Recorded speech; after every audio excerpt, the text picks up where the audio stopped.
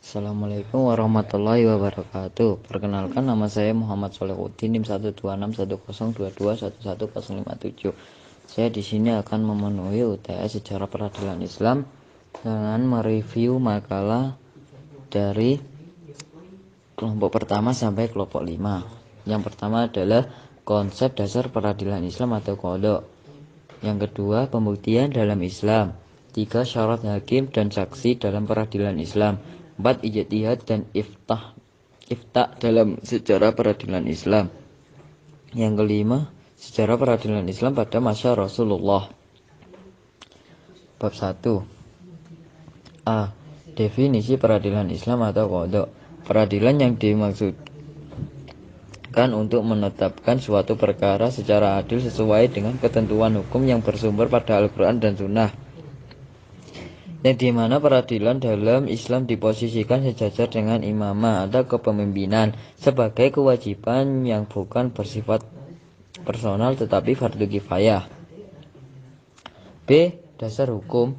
Quran Surat Al-Ma'idah ayat 42 yang artinya, dan apabila kamu memutuskan perkara mereka, maka putuskanlah di antara mereka dengan adil. Sesungguhnya Allah SWT menyukai orang-orang yang adil.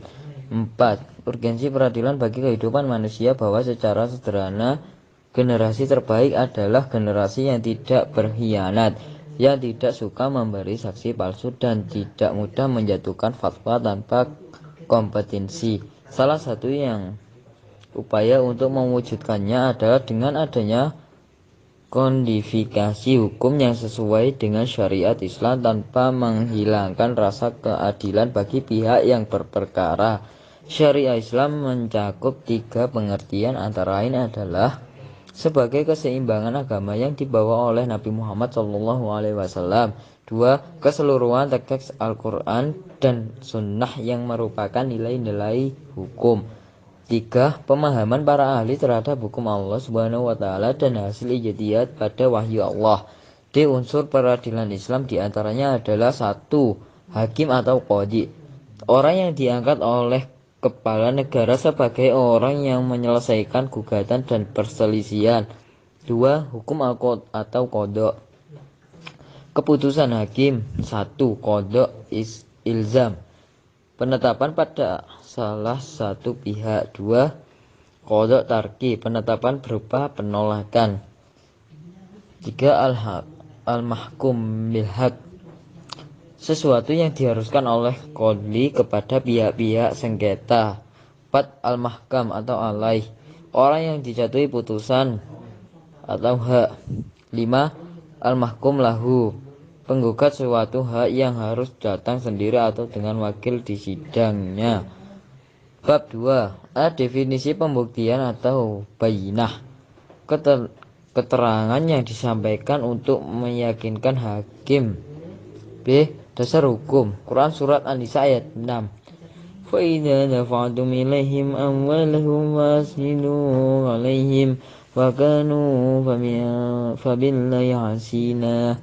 Apabila kamu menyerahkan harta mereka, maka hendaklah kamu adakan saksi-saksi, dan cukuplah Allah sebagai pengawas. C.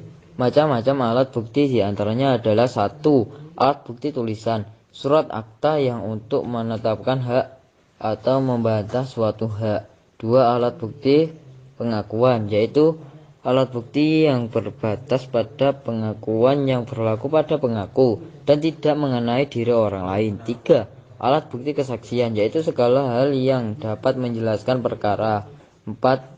Alat atas sumpah, pernyataannya hikmat yang diberikan waktu memberi keterangan kepada hakim. Bab 3.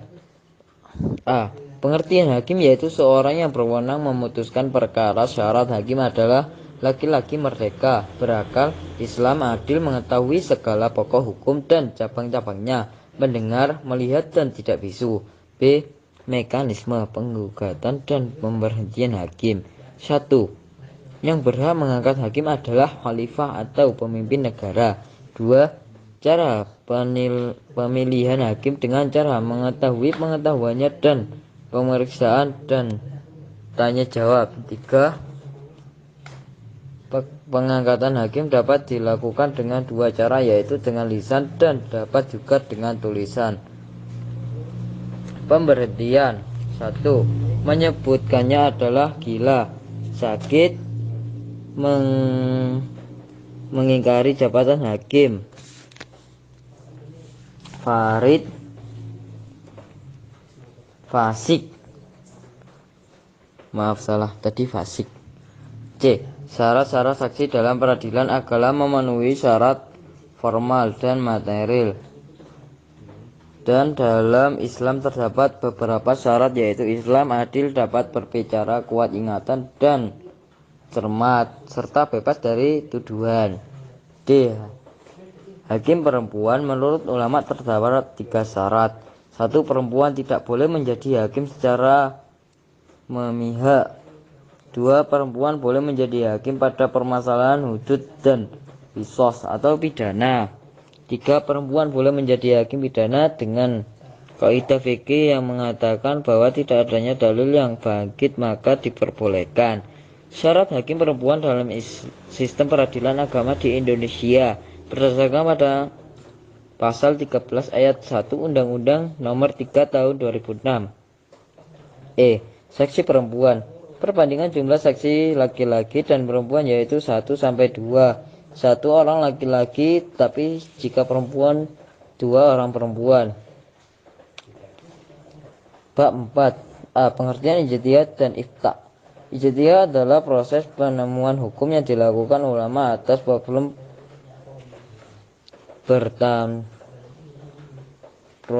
baru tanpa meninggalkan sumber hukum Islam. Ifta ialah jawab mujtahid untuk menjawab pertanyaan atau permintaan fatwa. B. Lembaga tahkim dan hisbah. Tahkim adalah lembaga yang melayani dan menangani dalam masalah sengketa yang dihadapi 2 orang atau lebih. Hibah adalah lembaga yang mengalahkan amar ma'ruf nahi mungkar dan memiliki kewenangan untuk mengadili. C. Wilayah al-mazlim atau lembaga peradilan yang khusus mengenai kezaliman pada penguasa dan keluarganya terhadap hak-hak rakyat. D. Kedudukan wilayah al-mazlim, lembaga yang menyelesaikan perkara-perkara banding dari al-qadha al-hisbah. Hubungan peradilan dan ifta atau fatwa. Meski aturan-aturan yang ada di dalamnya tidak mengikat kecuali jika sudah mendapat legitimasi dari pihak yang berwenang, maka baru bisa dijadikan landasan yang resmi. Bab 5. Sejarah peradilan Islam zaman Nabi Muhammad SAW. Dimulai ketika Nabi menerima wahyu pertama kali di Gua Hira. 2. Di Madinah, Nabi membuat konsep ketatanegaraan dengan menghubungkan 3 institusi menjadi 1, yakni legislatif, eksekutif, dan yudikatif. 3. Al-Quran sebagai wahyu Allah dan sunnah baik perbuatan maupun ucapan Nabi menjadi sumber hukum yang harus ditaati. B. Perlimpahan wewenang dan tempat penyelesaian perkara. 1. Perlimpahan wewenang karena seorang pemimpin bisa saja sakit, lupa, kelelahan, dan bagaimana. Maka Nabi mencontohkan pendelegasian wewenang kepada para sahabat. Tempat penyelesaian perkara. Pada zaman Nabi, bila ada seseorang yang menemui permasalahannya, maka ia dapat segera menemui Nabi tanpa harus menunggu waktu dan tempat tertentu. C. Jenis perkara pada zaman Nabi. Contoh kasus perkara pada zaman Nabi yaitu ketika Rasulullah SAW memutuskan perselisihan antara Abu Bakar dan Rabi'ah al-Aslami tentang tanah yang di dalamnya terdapat pohon kurma yang miring. Adapun batangnya di tanah Rabi'ah sedangkan rantingnya di tanah Abu Bakar, dan masing-masing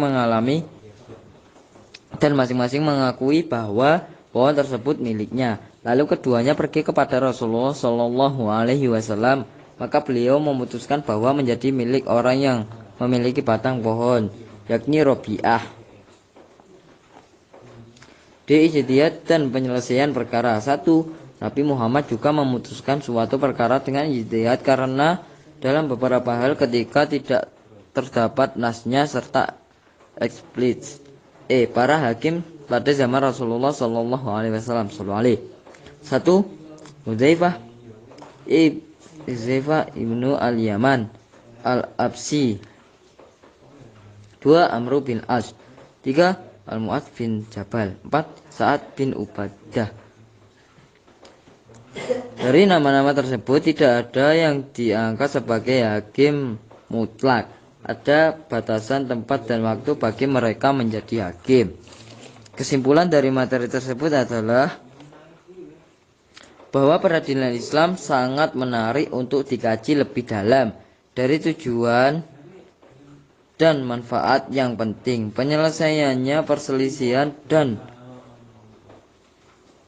permasalahan umat, terlebih pada metode-metode ijtihad yang dicontohkan Nabi, dapat menjawab permasalahan yang mengeklaim di mana mendatangkan ada permasalahan yang tidak ada aturannya pada Al-Quran dan Sunnah. Sekian, terima kasih dari saya. Wassalamualaikum warahmatullahi wabarakatuh.